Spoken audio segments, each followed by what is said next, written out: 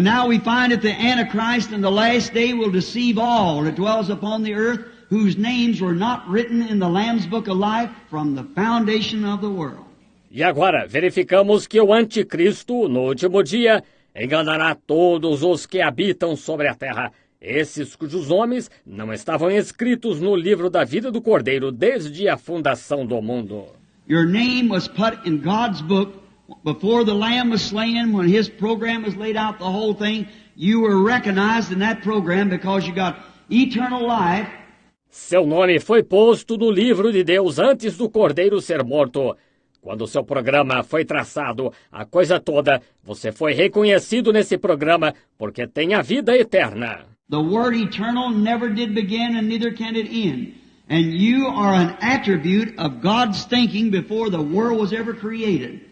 A palavra eterno nunca começou e nem pode terminar. E você é um atributo do pensamento de Deus antes mesmo que o mundo fosse criado. That's the only way you can have eternal life. And that life that He was thinking of you is in you now. There's no way to separate it. It's in there to stay. Essa é a única maneira de você poder ter a vida eterna. E essa vida que Ele estava pensando em você, está em você agora. Não há maneira de separar isto. Está aí para ficar.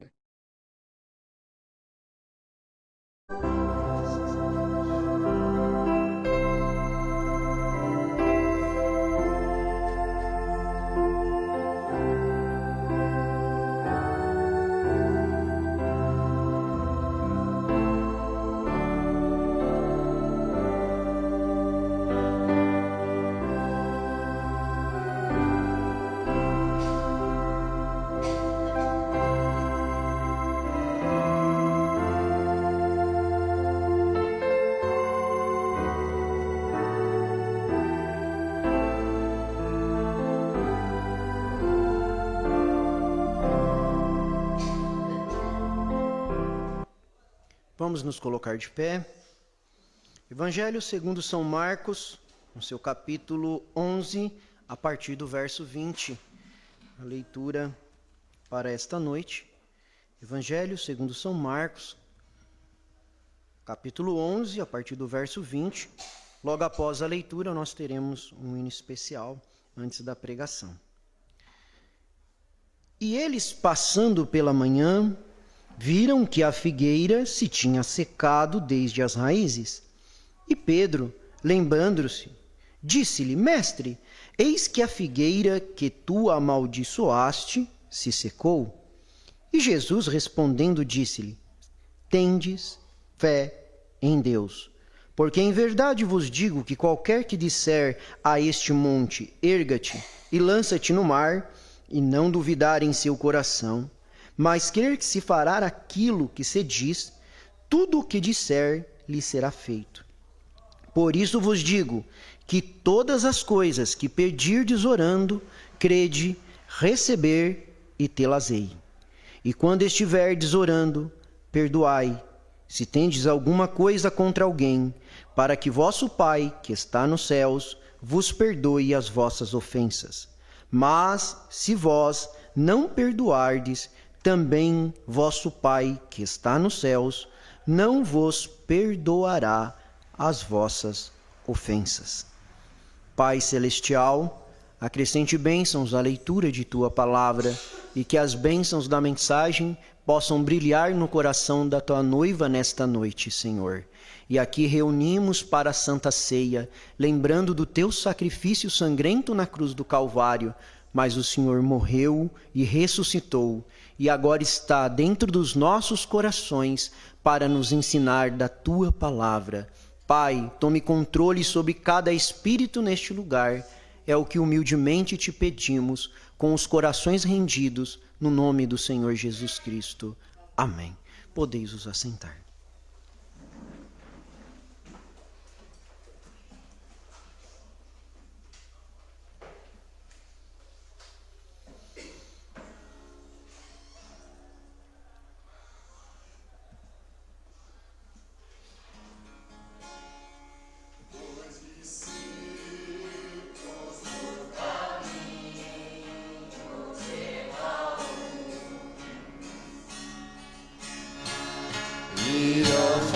Falando a respeito de Jesus, um viajante dele se aproximou, não perceberam que era o meio Salvador. Fica conosco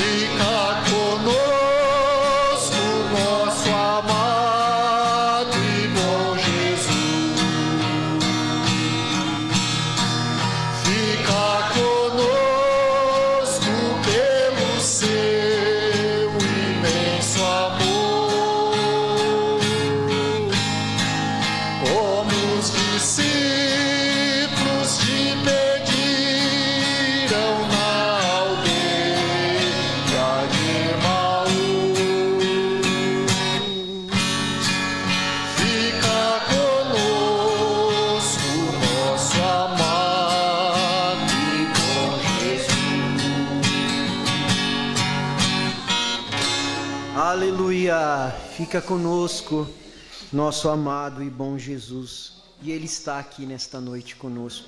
Amém? Então, aonde nós lemos, nós vamos meditar um pouquinho sobre o tema A Grandeza do Perdão. Nós meditamos sobre esse tema lá em Pirassununga e o Espírito Santo me levou nesta Santa Ceia a voltar a esta meditação. Você tem que desligar o microfone do cantor, por favor. Aqui em São Marcos, no capítulo 11, a partir do verso 20, nós vemos essa passagem aonde o Senhor Jesus Cristo dá esta ordem, secando esta figueira.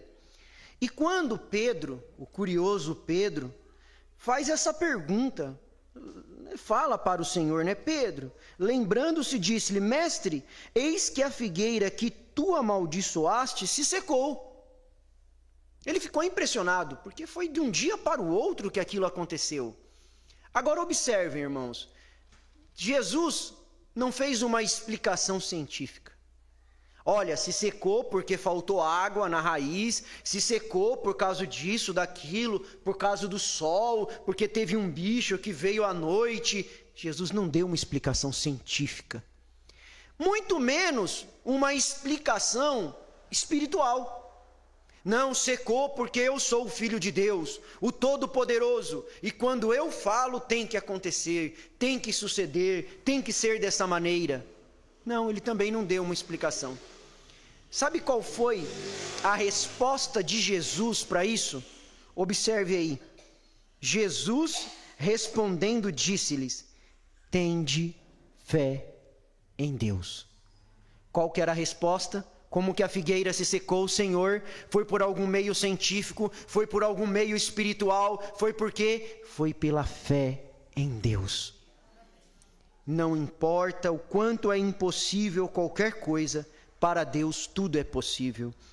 E ele continua dizendo que você pode, tudo aquilo que você pedir, os montes podem ser movidos para o meio do mar. E ele continua dizendo que tudo que você pedir, orando, crendo, você vai ter. Mas a oração com fé que é respondida, ela tem uma condição.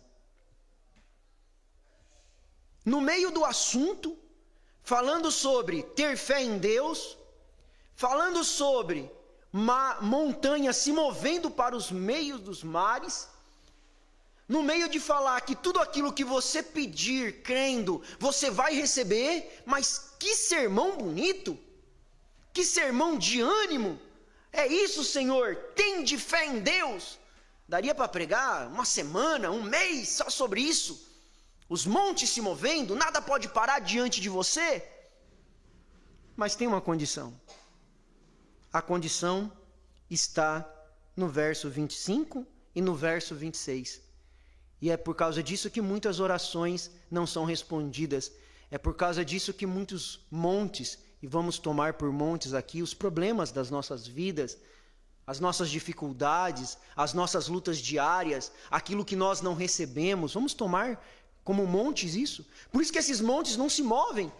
E por isso que mesmo eu orando, às vezes jejuando, e a resposta não vem, e o milagre não acontece. Por quê? Olha o verso 25 e 26. E quando estiverdes orando, perdoai, se tendes alguma coisa contra alguém, para que vosso Pai que estás nos céus vos perdoe as vossas ofensas. Mas, se vós não perdoardes, também vosso Pai que está nos céus vos não perdoará as vossas ofensas. Em algumas versões está a vossa dívida, em outras versões está a vossa culpa. Então a condição para receber é perdoar. Se o seu coração tem raiz de amargura, se o seu coração tem ódio por alguém, se o seu coração guarda mágoa, tristeza, ou tem alguma reserva, nesta noite, o Senhor Jesus Cristo te convida a colocar para fora. Que essa raiz de amargura, que essa reserva, que essa mágoa que está dentro do seu coração possa ser como essa figueira. Que ela possa se secar, destruir, sair do seu coração, porque apenas assim Deus vai ouvir a sua oração. Deus não vai ouvir a oração de um coração cheio de ódio, de um coração cheio de mágoa, de um coração que não perdoa. Ele escuta o coração ferido. Sim, um coração ferido, ele escuta. Davi disse isso no Salmo 51. Se o Senhor quisesse sacrifícios, eu os daria, mas o sacrifício para Deus é um coração quebrantado e contrito. A um coração quebrantado e contrito não desprezarás, ó Deus. É esse tipo de coração que Deus quer. É um coração quebrantado, humilde, que perdoa, que tira as reservas e diz: Senhor, a minha vida é tua. Senhor, eu estou em tuas mãos. É esse coração quebrantado. Às vezes deixa o coração cheio de orgulho, cheio de vaidade, cheio de reservas. Mas fulano fez isso por mim, contra mim, melhor dizendo. Beltrano fez aquilo, ciclano fez aquilo. Você não vai esquecer, você é humano. Humanamente você não esquece as ofensas que as pessoas te fazem, mas você pode perdoar. E quando elas vêm, você não tem aquele sentimento de ódio, de mágoa, mas você coloca elas debaixo do sangue de Jesus Cristo. Ó Deus, Ele me magoou sim, Ele falou isso, falou aquilo, mas Senhor, eu coloco debaixo do sangue o meu irmão, a minha irmã, está tudo certo entre nós, está perdoado, Senhor. Eu vou vir na mesa da Santa Ceia, vou tomar a comunhão, porque eu te amo, Senhor. Não é por causa de fulano, de Beltrano ou de Ciclano, não, Senhor, mas eu vou tomar por amor ao Senhor. Eu vou deixar todas as coisas, todas as raízes de amargura de lado e vou tomar esta ceia porque eu te amo, Senhor. A um coração quebrantado e contrito não desprezarás, ó Deus. É isso que Deus quer. É que o seu coração esteja cheio de perdão, para que você então possa mover montes, para que quando você orar você possa receber. E maior ainda, ter os seus pecados, as suas ofensas perdoadas. Porque aquele que não perdoar, também vosso Pai que está no céu, não vos perdoará as vossas ofensas. Isto é muito sério, irmãos. Perdoar. Então, se você nesta noite, você que me ouve também através da internet, se você tem algo contra alguém, às vezes você carrega isso por muitos anos, alguém que te ofendeu, que te magoou, mesmo que a pessoa não aceite o perdão. Eu já tive casos de você ir lá e pedir perdão e a pessoa fala assim: eu não te perdoo. Mas o profeta nos ensina, se a pessoa não te perdoar, aquilo já está colocado diante de Deus. Você já colocou aquilo diante do Senhor e você segue adiante. Agora é problema dela e Deus. Antes era problema seu, dela e Deus. Mas a partir do momento que você pede perdão, que você resolve, agora é problema entre ela e Deus, entre ele e Deus. Muitas vezes nós não somos abençoados porque guardamos reservas, guardamos raiz de amargura e ficamos remoendo aquilo, revivendo aquilo. Fulano fez isso, Beltrano fez aquilo. É uma vida triste quem não perdoa. Quem não perdoa, eu escutei uma frase assim: quem não perdoa se envenena a si mesmo a cada dia um pouquinho.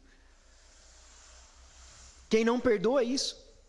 A cada dia ele vai morrendo, ela vai morrendo aos poucos. Porque vai remoendo aquilo, vê a pessoa e fala: tá vendo? Aquela pessoa fez isso para mim, fulano fez aquilo, Beltrano, e aquilo fica remoendo na cabeça, fica remoendo no coração.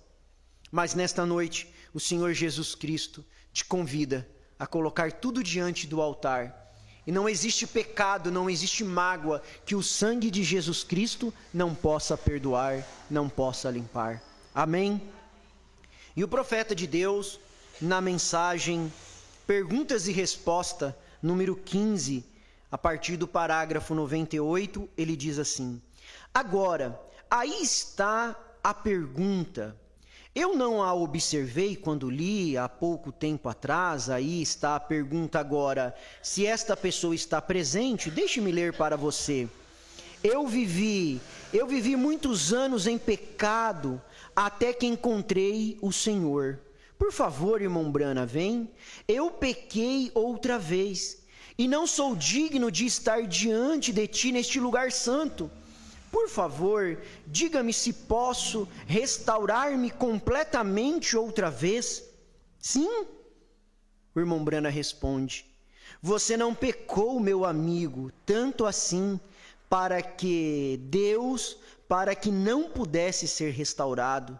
Se você tivesse pecado tanto que não pudesse ser restaurado, você nunca desejaria ser restaurado. Vem, mas desde que haja algo tratando em seu coração, você continua em linha com a restauração.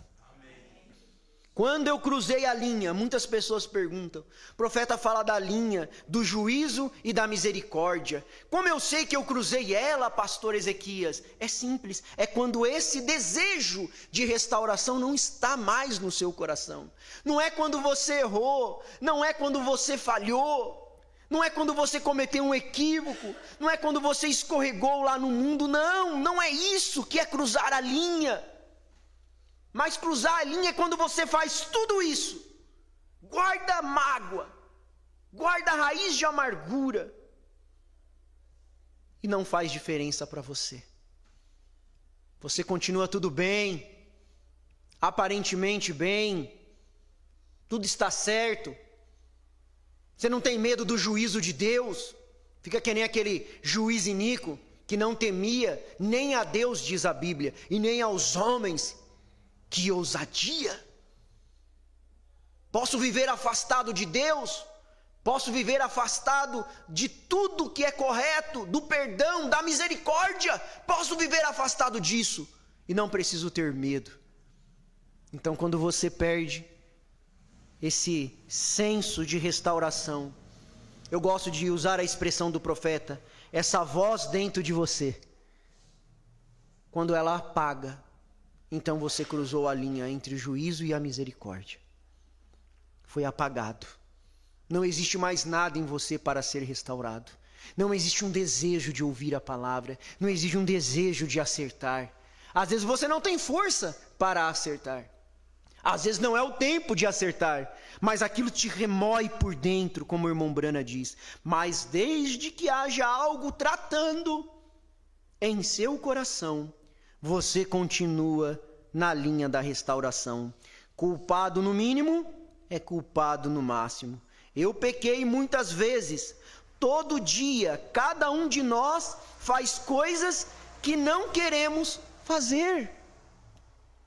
Como Paulo disse, o bem que quero fazer, esse não faço, mas o mal que eu não quero fazer, esse eu faço. Mas isso não tirou a fé de Paulo. Isso não tirou o bom combate de Paulo. Isso não tirou a esperança de Paulo. Porque Paulo tinha um coração limpo, puro. As pessoas apedrejaram Paulo. Jogaram ele dentro da cadeia em Filipe. E o que Paulo fez? Cantou. Foi cantar junto com Silas. Foi orar a Deus de madrugada. Não foi amaldiçoar. Não foi se afastar, não foi falar, deixa esse povo aí, vou embora, deixa esse povo de lado, não. Depois estava Paulo pregando lá. Oh Deus maravilhoso. Irmãos, devemos estar na mesma condição. Amém? Culpado no mínimo, culpado no máximo.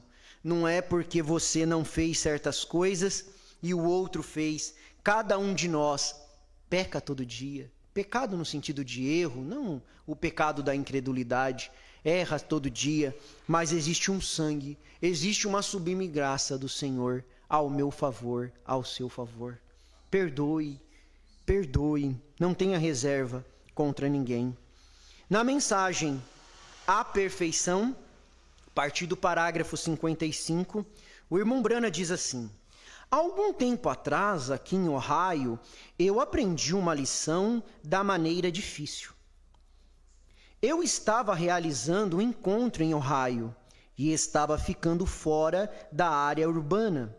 Por causa da multidão, eu não podia ficar na cidade. Nós comíamos em um pequeno restaurante em Ducardes, membros da Igreja dos Irmãos. E umas garçonetes tão amáveis e decentemente vestidas e o mais limpas possíveis, e comportando-se como damas, nos serviam. Era um pedacinho do céu comer em tal lugar. A cozinha deles era limpíssima. E no domingo eles fecharam e foram à sua igreja. E eu fiquei com um pouco de fome. Eu ia pregar no domingo à tarde. E fui a um pequeno restaurante de pratos americanos comuns para comer alguma coisa. E quando entrei, o que ouvi não foi menos do que um caça-níqueis funcionando. E havia um homem da minha idade em pé, o qual talvez fosse um homem casado, abraçando uma mulher, jogando em um caça-níqueis. A nossa própria lei, a proteção da nossa justiça, dos nossos bens, encontrava-se ali violando uma coisa que ele deveria estar protegendo, porque é ilegal jogar em Ohio, jogando num caça-níqueis. O irmão Brana já começou julgando, né? Por isso que ele diz que ele aprendeu uma grande lição. Ele já começou julgando o lugar. Antes mesmo de entrar no lugar, ele já foi julgando. Olha lá, o homem lá jogando num lugar que é proibido jogar. Olha isso aqui. E me virei e olhei para a parte de trás do edifício, e ali estava um grupo de garotos adolescentes, e um disquinho de rock and roll na máquina tocando, uma jovem de uns 18 anos, nitidamente abaixo de sua anatomia como mulher, mas ela estava parada ali com seu vestido decotado na frente, e um daqueles garotos com as mãos na menina, onde não deveriam estar, e eles estavam fumando e bebendo. E olhei à minha direita, quando ouvi alguém soltar um grande gemido. E havia uma mulher de idade, sentada, provavelmente 60 ou 70 anos. Ela estava usando essas velhas roupinhas vulgares, quase pela metade de seus membros, e sua pobre carne enrugada estava tão flácida como podia. E ela estava usando essa pintura de lábio e uma grande coisa roxa no lado do seu rosto pintado, usando um sapatinho, sandálias, com as unhas dos pés roxas pintadas, as unhas das mãos roxas pintadas, e seu cabelo estava cortado bem curto e enrolado e tingido de azul. E olhei para ela. E do outro lado da mesa estavam 2 homens sentados, bêbados. Um deles era verão, usando um grande velho sobretudo do exército, com um cachecol cinza enrolado no pescoço e barbudo, arrotando e agindo assim. E eles pediram licença, os homens pediram a ela e começaram a sair assim para o banheiro. Eu fiquei ali e disse: Deus, por que tu não destrói tudo isto? Por que tu não afundas isto na terra? Eu disse: terão as minhas pequenas, Sara e Rebeca, de crescer sob tal coisa assim? Eu disse: como podes tu, Deus, em tua grande santidade, suportar olhar para uma coisa assim e não enviar um terremoto e afundar? Como pode, Senhor? Você viu o julgamento? Como pode? A pessoa fazendo tanto mal, há tantas pessoas fazendo mal aí no mundo, cometendo coisas terríveis. E às vezes nós nos colocamos na mesma posição do profeta. Por que o Senhor não varre isso? O Senhor não acaba logo? Olha o que esse fez, olha o que aquele fez. Por que o Senhor não destrói? Não acaba logo? Não seria mais fácil, Senhor? O Senhor não é o Deus Todo-Poderoso? O Senhor não é o grande Deus? Por que simplesmente o Senhor já não acaba com isso? Manda um raio logo, cai isso. E enquanto me encontrava ali, condenando a mulher, como eu estava, eu fui para trás da porta, senti o Espírito de Deus vir a mim, e fui para trás da porta. E vi alguma coisa que parecia estar rodopiando, e enquanto estava na visão, isso era o mundo dando voltas e mais voltas. E enquanto eu observava, ao redor do mundo havia uma faixa escarlate ao redor do mundo. E quando me aproximei do mundo, eu vi a mim mesmo, ainda menino, fazendo coisas que não deveria fazer. Talvez não algo assim, mas era pecado.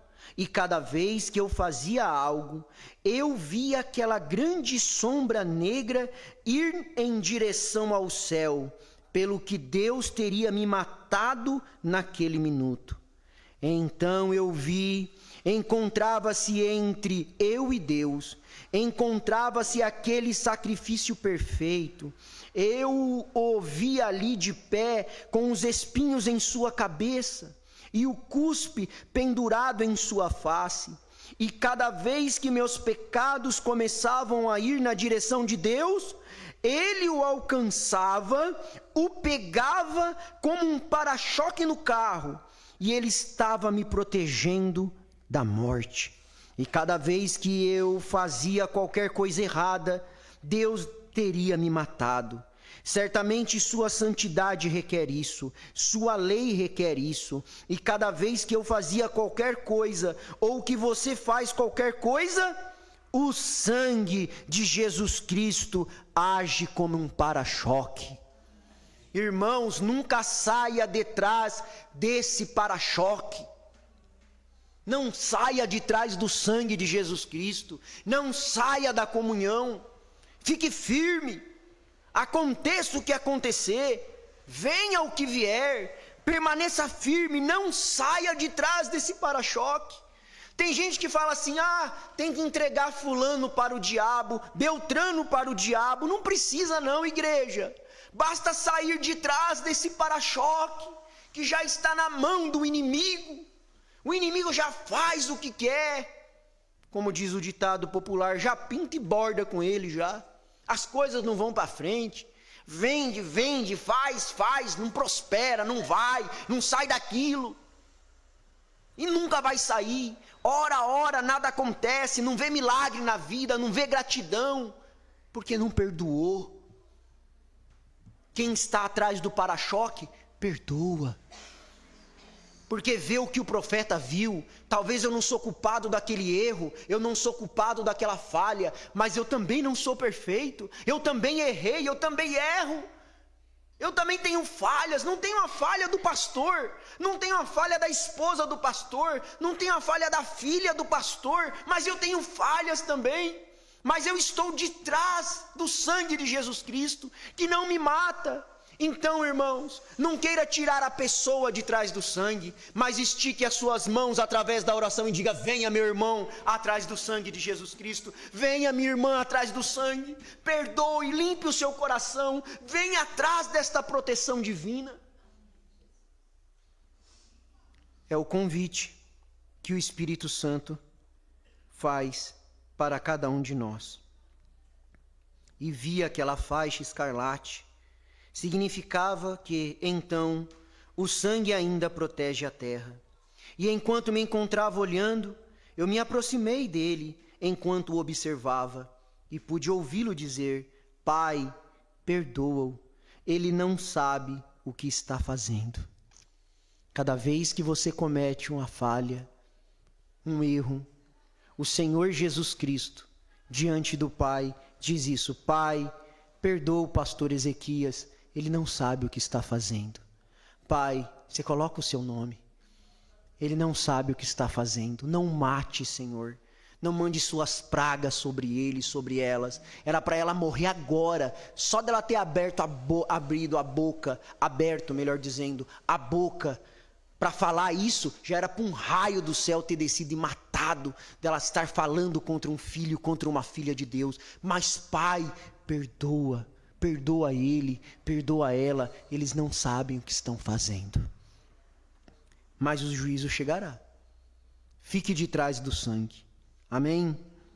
E enquanto me encontrava olhando, eu me aproximei dele enquanto o observava e pude ouvi-lo dizer: Pai, perdoa-o, ele não sabe o que está fazendo.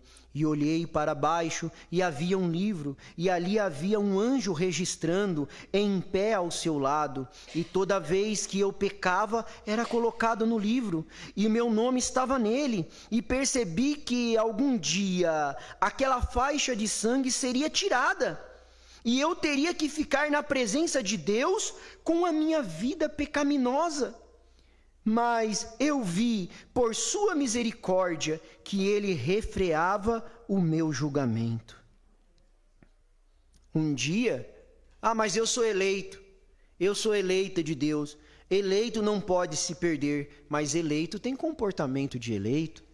Nós vimos hoje de manhã, ser eleito é uma grande, é maravilhoso ser eleito, mas traz uma grande responsabilidade.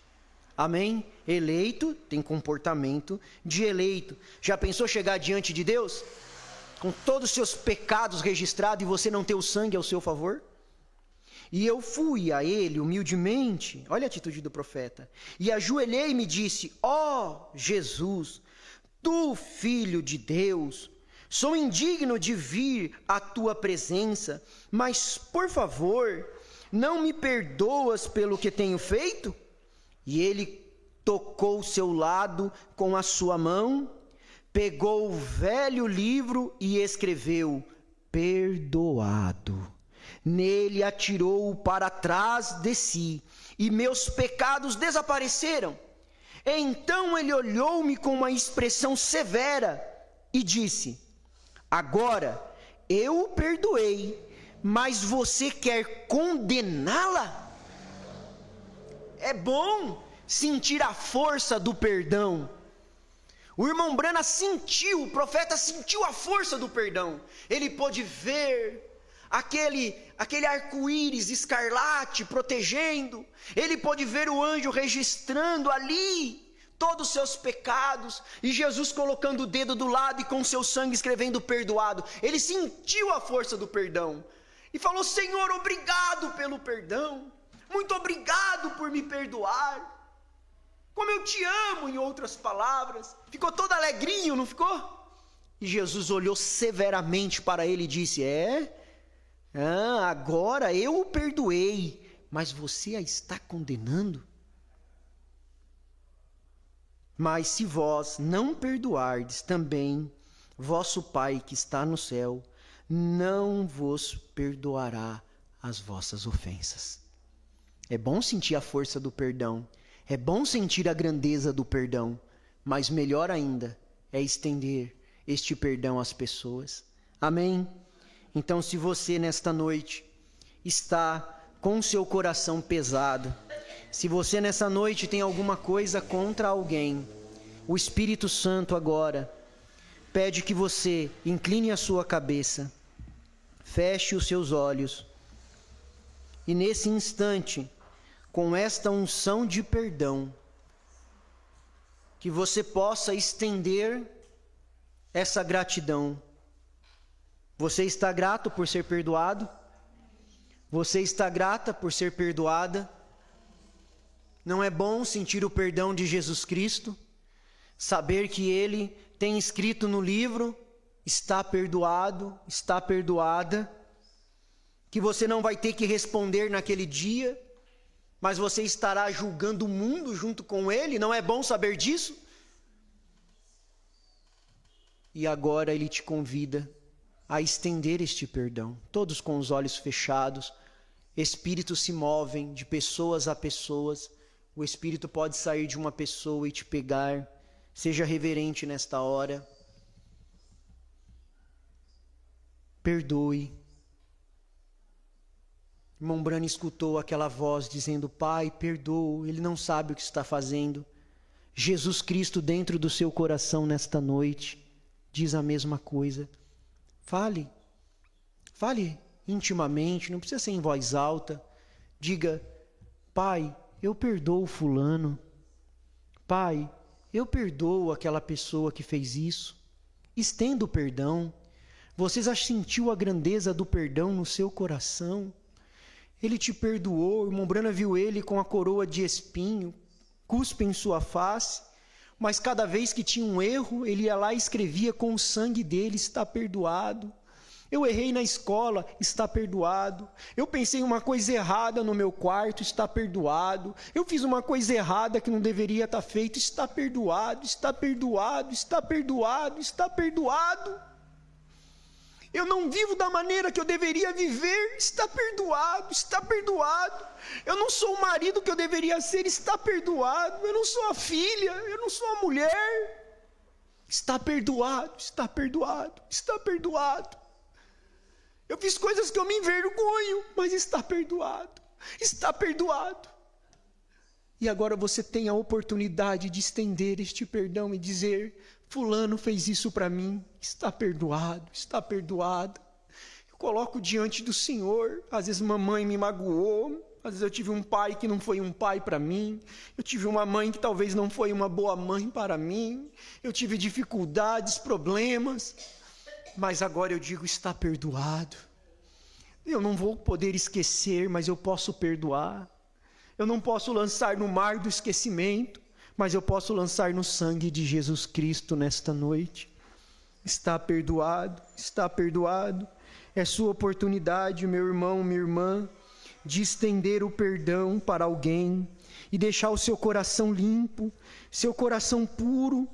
E você vai vir à mesa da ceia mais leve, e você vai ver as suas orações sendo respondidas, os milagres acontecendo. Perdoa esta pessoa que te enganou, perdoa esta pessoa que talvez fez uma coisa que te prejudicou muito na vida, mas estenda o perdão. Quem perdoa não comenta, quem perdoa não fica falando para os outros: fulano fez isso, fulano fez, mas eu perdoei. Não, ele não toca a trombeta. Ele resolve no coração, coloca debaixo do sangue e segue adiante.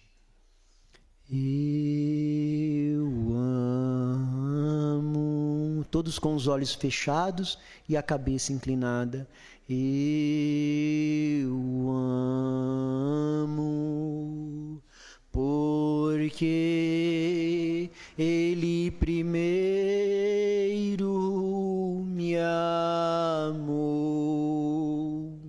e comprou minha salvação